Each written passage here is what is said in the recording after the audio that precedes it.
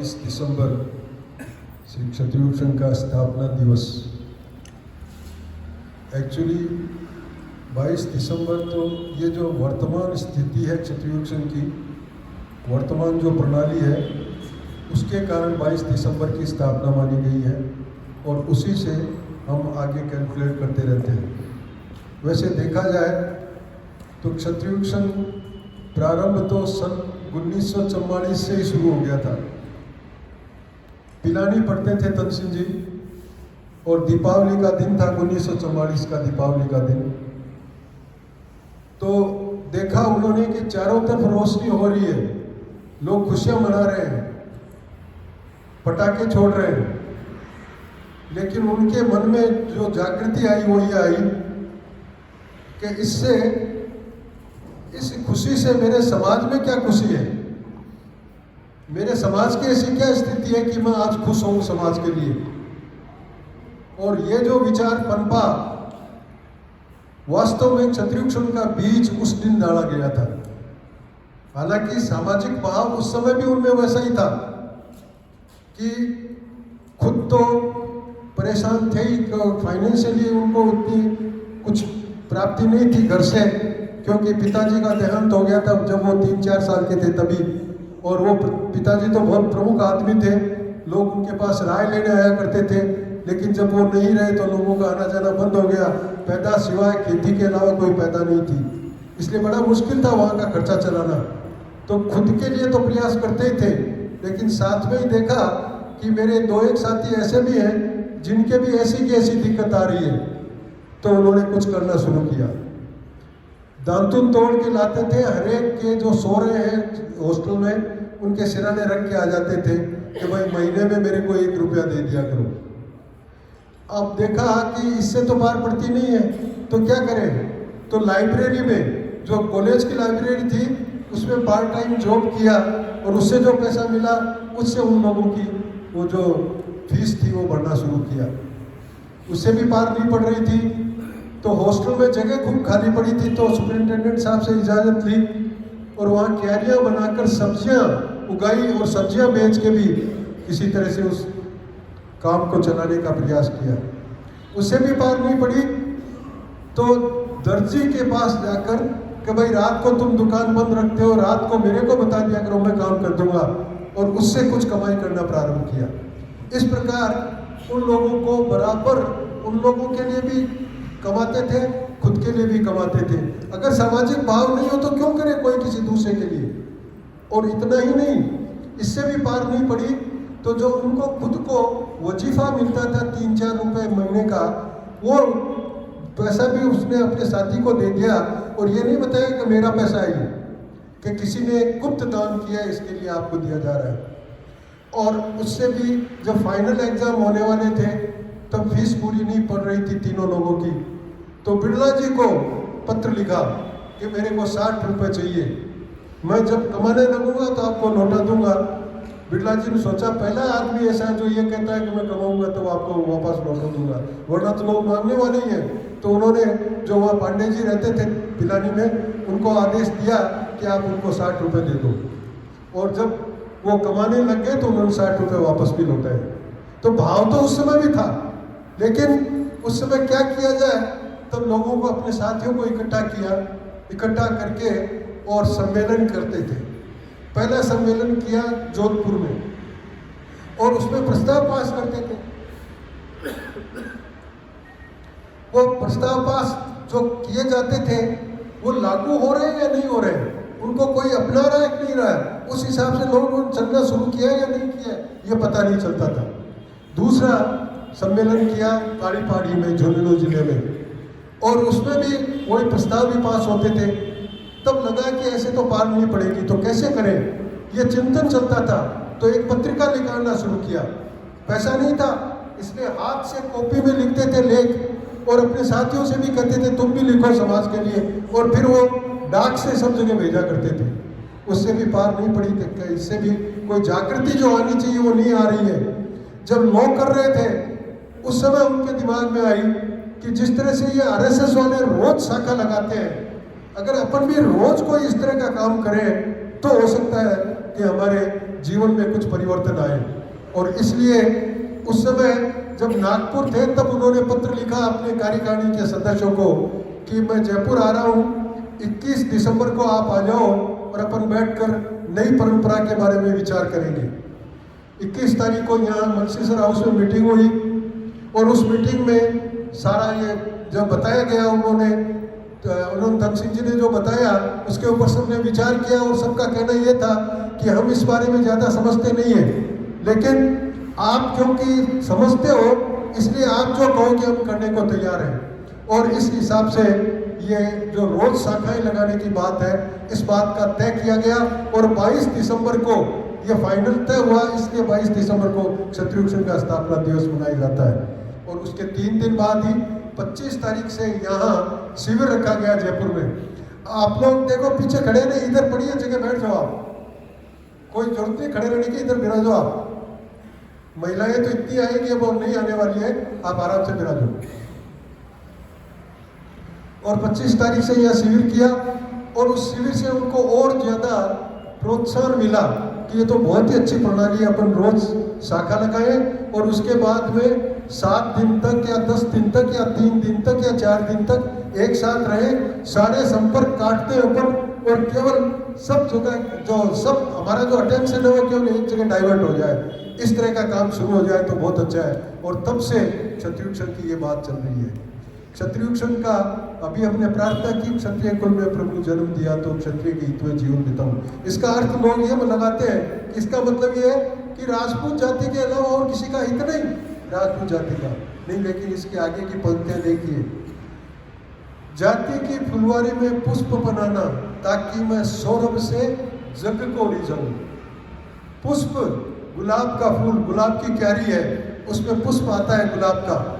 वो पुष्प क्या जो उसकी सौरभ है वो उस क्यारी के लिए देता है, वो जग में फैलाता है। मैं भी जिस जाति में जन्मा हूँ उसमें पुष्प बनूं, अर्थात क्षत्रिय जाति में अगर जन्मा हूँ तो जैसा क्षत्रिय होना चाहिए, क्षत्रायते इति क्षत्रिय, इस तरह का क्षत्रिय जो क्षय से बचाए, जो हर प्रकार के क्षय से बचाए, ऐसा क्षत्रिय मैं बनूं और बनकर वो किसके काम आऊं, जग के काम आऊं।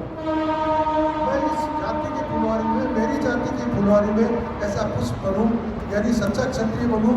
और सच्चा क्षत्रिय बनकर मैं काम किसके लिए करूं, जग के लिए काम करूं, क्योंकि मेरा आचरण इस तरह का है। और उसी का जैसे हमारे पूर्वजों ने किया, किसके लिए किया, गाय के लिए समर्पित हो रहे थे, पशुओं के लिए समर्पित हो रहे थे, पक्षी के लिए अपना मांस काट के दे रहे थे। ये बलिदान क्या था, केवल लोगों की रक्षा करना, देश की रक्षा करना ही नहीं, बल्कि हर प्रकार के क्षय से बचाना। इसी तरह का काम मैं करता रहूं, ये परंपरा चालू होनी चाहिए। क्षत्रिय युवक संघ इस तरह का आचरण पैदा करे और इसलिए बहुत मुश्किल काम है, सबसे मुश्किल काम है। हमारी जाति को आज अनेक चीज़ों की आवश्यकता है। हम पढ़ाई में कमज़ोर हैं, हम नौकरियों में नहीं जा पा रहे हैं, हमारे पास खेती की अच्छी नॉलेज नहीं है, जमीनें बची नहीं है, गांव की जमीनें बेच के शहरों में आके बस गए, कुछ है नहीं, साधन नहीं है, बड़ी मुश्किल हो रही है। तरह तरह की समस्याएं हैं, उन सब समस्याओं का हल करना है। लेकिन असली समस्या की ओर कोई विचार नहीं करता। और असली समस्या यह है कि मैं राजपूत हूँ क्या, राजपूत कैसा होना चाहिए, वैसा हूँ क्या मैं, ये कोई नहीं विचार करता है। वो काम जो सबसे मुश्किल काम है वो काम करता है क्षत्रिय संघ। हालांकि क्योंकि 75 साल की अभी अपन ने हीरक जयंती मनाई थी, उसके बाद 2 साल और गुजर गए, 77 साल हो गए। और 77 साल की जो साधना चल रही है उससे समाज में एक थोड़ी थाती बनी है, ऐसी थाती बनी है कि किसी का भी कोई काम हो तो लगता है कि इनके पास चले। हालांकि हमारा काम नहीं है वो सरकार में इंटरफेयर करना, और इस तरह का काम हमारा नहीं है, लेकिन लोगों की उम्मीद है और उस उम्मीद के कारण जितना हो सकता है वो हम करते हैं। लेकिन वास्तविक काम क्षत्रिय संघ का ये नहीं है। क्षत्रिय संघ का वास्तविक काम है अच्छे संस्कारों के साथ क्षत्रिय जो युवक हैं उन सबको अच्छा क्षत्रिय बनाए, सच्चा राजपूत बनाए, इस प्रकार का बनाए जो केवल अपने लिए नहीं, अपने परिवार के लिए नहीं, अपने देश के लिए नहीं, सर्व समाज के लिए और सब जातियों के लिए नहीं, सब प्राणियों के लिए जो कुछ काम करता हो, उनकी रक्षा करने का काम करता हो, इस तरह का व्यवहार सबका पैदा हो। असली काम तो क्षत्रिय का वो है, लेकिन उसके साथ क्योंकि समाज की अपेक्षाएं बढ़ गई है, इसलिए समाज चाहता है कि ये काम भी करें, ये काम भी करें। ये बात अलग है। तो क्षत्रिय का जो वास्तविक काम है वो तो ये है, लेकिन क्योंकि समाज की अपेक्षा है तो हम मना तो कर नहीं सकते, हमारे से जितना होता है उतना करते हैं, पर वो काम क्षत्रिय का वास्तविक काम नहीं है। क्षत्रिय का वास्तविक काम है और उसमें सहयोग करना चाहते हैं। रोज शाखा में आइए, क्षत्रिय के कार्यक्रमों में आइए, अपने जीवन का परिवर्तन लाइए, जीवन में बदलाव आएगा, जीवन में अच्छे संस्कार आएंगे, तब हम सच्चे मार्ग पर चलने के लिए तैयार होंगे। और ऐसा अगर हम नहीं करेंगे तो आज देखिए आप देश की क्या हालत हो रही है, राजनीतिक पार्टियों की क्या हालत हो रही है, जो अधिकारी बैठे हैं उनकी क्या हालत हो रही है। सब चारों तरफ इस तरह के उनके आचरण को देखते हैं तो अफसोस होता है। कारण क्या है? कारण क्या है? कारण हम हैं। कारण हम है कि हमको इतना मजबूत होना चाहिए, हमको इतना शक्तिशाली होना चाहिए कि इस तरह की जो गंदगी फैलाते हैं उनका हम कान पकड़ सकें, लेकिन हम नहीं है। इसलिए हमको असली काम तो वो करना है और इसलिए ऐसे लोगों के तरफ आकर्षित होकर नहीं चलना है, ऐसे लोगों की तरफ आकर्षित होकर चलना है जो सही मार्ग दिखाए। क्षत्रिय संघ बहुत मुश्किल काम है, आसान काम नहीं है, बहुत मुश्किल है। और वो क्षत्रिय संघ का मुश्किल काम है, इसके अलावा जो करते हैं उसका भी विरोध होता है। तन सिंह जी का इतना विरोध हुआ, राजाओं ने विरोध किया, जागीरदारों ने विरोध किया, सामाजिक कार्यकर्ताओं ने विरोध किया, जो राजनीतिक कार्यकर्ता थे उन्होंने विरोध किया। ऐसी आदत होती थी। एक बार सभी संस्थाओं को बुलाया गया और मीटिंग चल रही थी कि अपनी अपनी बात कहो। जब तन सिंह जी की बारी आई, नाम दिया गया कि तन सिंह जी क्षत्रिय संघ के बारे में बताएंगे, वो अपनी जगह से उठे, उससे पहले एक व्यक्ति दौड़ के गया और माइक पकड़ के खड़ा हो गया, इसको नहीं बोलने दूंगा, ये जहर फैला देगा। ये सब हुआ है और यही नहीं, तरह तरह के विरोध हुए हैं, लेकिन उन विरोधों को पार करते हुए चल रहे हैं। आज भी कमी नहीं है। आप लोग भी सब जानते होंगे सोशल मीडिया पे हमको कितनी गालियां पड़ती है, कितना हमारे ऊपर उंगली उठाई जाती है, सब है आज। लेकिन क्या इससे काम बंद कर दें? कोई हमको बुरा बताता है, इससे क्या फर्क पड़ता है? अगर हम सच्चे मार्ग पे चल रहे हैं तो हमको तो उस मार्ग पे चलना है। जिनका काम केवल आलोचना करना है उनको करने दो, लेकिन हमारा काम उन आलोचना की तरफ नहीं देखना है। हमारा काम यह है कि हम अपना काम करें, जो क्षत्रिय संघ कहता है वो करें, जो क्षत्रिय संघ चाहता है उस तरह का अपना जीवन बनाए, उस तरह का आचरण करें, उसी चाल से चले जैसा क्षत्रिय संघ चाहता है। हमारा ये काम है, हमको ये करना चाहिए। जो आलोचना करते हैं उनकी सुनो, सुन के देखो, उसमें कोई ऐसी बात तो नहीं है जो वास्तव में उनमें कमी है। अगर है तो उसको दूर करो और एहसान मानो कि उन्होंने हमारा मार्गदर्शन किया है। लेकिन जो फालतू करते हैं उनको करने दो, वो उनको उनसे उसी से संतोष मिलता है तो चलो उनको संतोष मिले, कोई बात नहीं। हमको अपने मार्ग पे चलना है, इस प्रकार का काम करते हुए अपन चलना है। चलते चलते 77 वर्ष में कुछ नहीं होता है।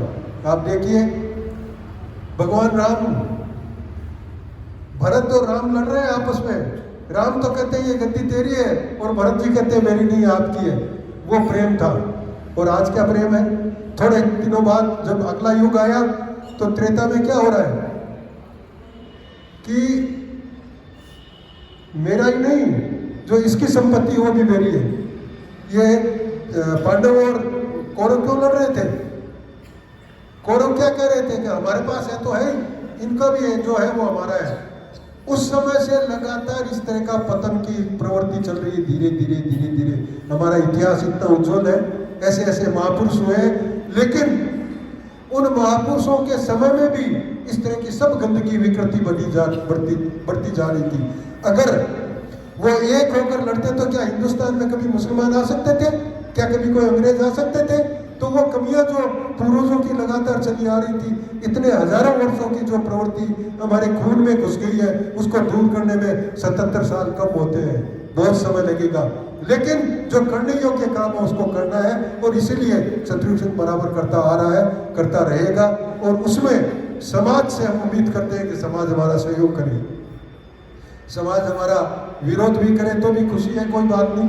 हमको हमारी सहन शक्ति को भी बढ़ा रहा है, लेकिन हमारा सहयोग करे तो ये समाज का काम है। इसलिए मेरा काम है और मेरा लालच है, लेकिन मैं मेरा लालच पूरा करता हूँ। उस समय परिवार का लालच अगर खत्म होता है तो मुझे विड्रॉ कर लेना चाहिए, परिवार का लालच को देखना चाहिए। मेरे परिवार का लालच है, वो लालच अगर हम आगे लेके चलते हैं तो मेरे गांव का या मेरे समाज का लालच प्रभावित होता है, तो मेरे परिवार के लालच को भी पीछे ले लेना चाहिए, नहीं चाहिए मुझे। इस प्रकार का उत्तरदायित्व तो हमको लेना है कि जहाँ ज़्यादा जिम्मेवारी है, जहाँ ज़्यादा उत्तरदायित्व है, उस तरफ हम ध्यान दें, अपने व्यक्तिगत या अपने सामाजिक या अपने पारिवारिक उस स्वार्थ की तरफ भी ध्यान नहीं दें। इस प्रकार का आचरण हमारा बने, ऐसा क्षत्रिय चाहता है। समय बहुत लगेगा, लेकिन धीरे धीरे जैसी प्रगति हो रही है उससे थोड़ा थोड़ा समाज में भी वातावरण ठीक बन रहा है। समाज में अच्छा वातावरण बनेगा तो और ज़्यादा अच्छी तरह से काम चलेगा। इसी संदर्भ में पूज्य तन सिंह जी जिन्होंने ऐसा काम दिया, उनकी अपन जयंती मना रहे हैं 28 तारीख को। 25 तारीख है उनका जन्मदिन, तो लेकिन 28 जनवरी को क्यों मना रहे हैं? क्योंकि 26 जनवरी के कारण दिल्ली में उन दिनों आना जाना पॉसिबल नहीं है, वो आने अलाउ नहीं करते हैं, इसलिए 28 तारीख को मना रहे हैं। और हम मना रहे हैं तो कोई तन सिंह जी के ऊपर एहसान नहीं है, न कोई तन सिंह जी के परिवार पे एहसान कर रहे हैं। हम जो जयंती मना रहे हैं, उन्होंने हमको जो कुछ दिया, ऐसा मार्ग दिया, समाज के लिए एक दिशा दर्शन दिया, उसके लिए ये कृतज्ञता प्रकट कर रहे हैं। हमारी कृतज्ञता प्रकट करने का ये काम है, बाकी किसी पे एहसान नहीं कर रहे हैं, न शत्रुघ्न पे एहसान कर रहे हैं, न तन सिंह जी पे, न तन सिंह जी के परिवार पे।